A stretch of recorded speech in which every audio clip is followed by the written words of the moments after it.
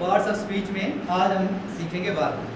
तो वर्ब की डेफिनेशन बहुत सिंपल है, any action is called verb. हर काम वर्ब कहलाता है। आप हर टाइम कोई ना कोई काम कर रहे होते हैं। असल चीज़ सीखना नहीं होता, असल चीज़ उसको इम्प्लीमेंट करना होता है अपनी ज़िंदगी में। कि आपसे कोई पूछे कि वर्ब क्या है, आपने सीख लिया कि any action is called verb. अब आपसे कोई पूछे वर्ब क्या है, कोई कुछ वर्ब बताएं तो आप ना बता सकें तो दैट्स नॉट इट। मैंने कुछ मिसालें लिखी हैं, वरना हज़ारों मिसालें हैं। कम, प्ले, टीच, रीड, स्लीप, कोई ना कोई काम आप हर टाइम कर रहे होते हैं। हत्ता कि जब आप कोई काम नहीं कर रहे होते वो भी कोई काम कर रहे होते हैं। कुछ ना करना भी एक काम है। आप क्या कर रहे हैं? कुछ नहीं कर रहे, मतलब फारग हैं, तो फारग बैठना भी एक काम है। आप सो रहे हैं, सोना, कुछ नहीं कर रहे, सो रहे हैं तो सोना भी एक काम है।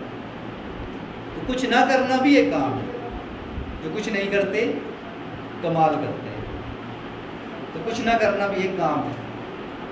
तो आप जो आप हर टाइम, आप अभी भी एक काम कर रहे हैं, आप देख भी रहे हैं, एक टाइम पे आप बेशुमार काम भी कर रहे होते हैं। एक ही वक्त में आप देख भी रहे हैं, देखना भी काम है, सुन भी रहे हैं, सुनना भी काम है, आप सीख भी रहे हैं, सीखना भी काम है, और मैं सिखा रहा हूँ तो सिखाना भी काम है। तो ये सारे काम हम कर रहे होते हैं। इसकी मैं थोड़ी सी डेफिनेशन ले आया हूँ ताकि हम इस क्लास में थोड़ा सा इसको डिफ़ाइन कर सकें मज़ीद। इसकी 3 अहम किस्में, वैसे तो इसकी 3 फॉर्म होती हैं, आपको पता ही है वर्ब की 3 form, first form, second form, third form. छोटी क्लासेस में आपने पढ़ा हुआ है, मैट्रिक में भी अभी आप पढ़ रही हैं, ठीक है। जैसे प्ले, जैसे कम, कैम, कम, प्ले, प्लेड, प्लेड, टीच, टाट, टाट, रीड, रेड, रेड, इन्हीं स्पेलिंग के साथ, स्लीप, स्लेप्ट, स्लेप्ट, ये फॉर्म्स हैं, फॉर्म ऑफ वर्ब। और जब हम टेंसेस सीखेंगे तो फर्स्ट फॉर्म तो अक्सर हमें आती है, सेकंड और थर्ड में मसला होता है, वो याद करनी पड़ेगी। ये फॉर्म्स नहीं है, ये काइंड्स हैं, उसकी किस्में हैं। Number 1 transitive verb. ट्रांजिटिव को उर्दू में कहते हैं फेल, यानी फेल तो वर्ब है ना, फेल मुताअद्दी, फेल मुताअद्दी। ट्रांजिटिव वो verb that requires an object to complete the action, that requires an object to complete the action। बात पूरी करने के लिए इसको ऑब्जेक्ट की ज़रूरत होती है। मिसाल देता हूँ आपको, फिर आप खुद मिसालें देंगे। जैसे मैं लिखता हूँ आई प्ले, जी प्ले इधर भी लिखा हुआ है, प्ले वर्ब है। अब ये प्ले ट्रांजिटिव है, प्ले कौन सा है? ट्रांजिटिव, क्योंकि इसको ऑब्जेक्ट की ज़रूरत है।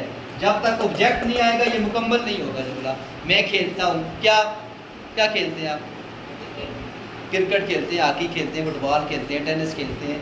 वो जो अगली बात होगी वो ऑब्जेक्ट है, इसको ऑब्जेक्ट की ज़रूरत है,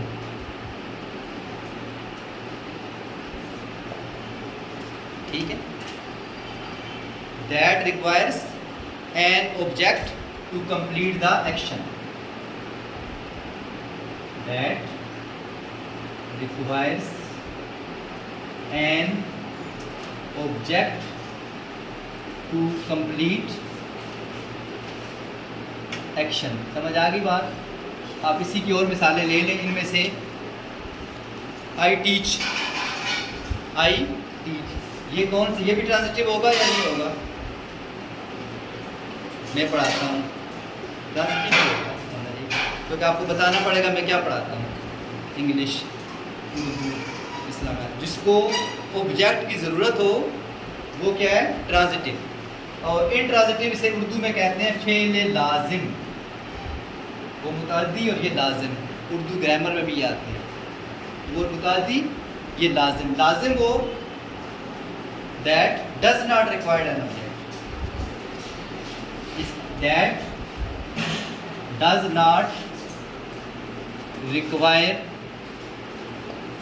एनी ऑब्जेक्ट। इसमें ऑब्जेक्ट की ज़रूरत नहीं होती, आप सिर्फ सब्जेक्ट और वर्ब के साथ ही मुकम्मल कर लेते हैं बात। आपको एग्जांपल देंगे। आई रीड, नहीं रीड ट्रांजिटिव है, रीड के साथ आपको बताना पड़ेगा I read book, I read newspaper, उसके साथ आपको कुछ बताना नहीं पड़ेगा। I sleep. आप स्लीप सो गए ना, अब कहाँ सोए वो अलग चीज़ है, लेकिन सिर्फ सोने से आपकी बात मुकम्मल हो गई, क्योंकि सोना एक मुकम्मल बात है, ये लाजिम में आता है। और इसकी और मिसालें आई रीड, आई स्लीप के अलावा, इनके अलावा ये तो यहाँ नहीं लिखी हुई। आई थिंक, आई वॉक, जिनको ऑब्जेक्ट की ज़रूरत ना हो, आई वॉक में चलता, आई रन में walk, I talk, I talk. तो जिसको ऑब्जेक्ट की ज़रूरत होगी वर्ब होगा वही वर्ब भी, लेकिन वो ट्रांजिटिव कहलाएगा, और जिसको ऑब्जेक्ट की ज़रूरत नहीं होगी वो भी वर्ब होगा, वो इंट्रांजिटिव कहलाएगा। और आखिरी ये एक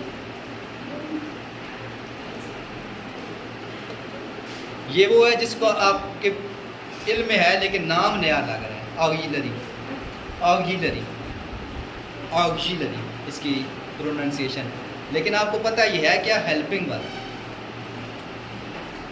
ठीक है, ये इससे फिर अलग होता है, इसीलिए मैंने कहा जब लिखवाए थे ना तो मैंने कहा था कि हेल्पिंग वर्ब को अलग नहीं गिना जाता, क्योंकि वो वर्ब की एक किस्म है, हेल्पिंग वर्ब है, ऑक्सिलरी वर्ब नहीं ना, हेल्पिंग वर्ब।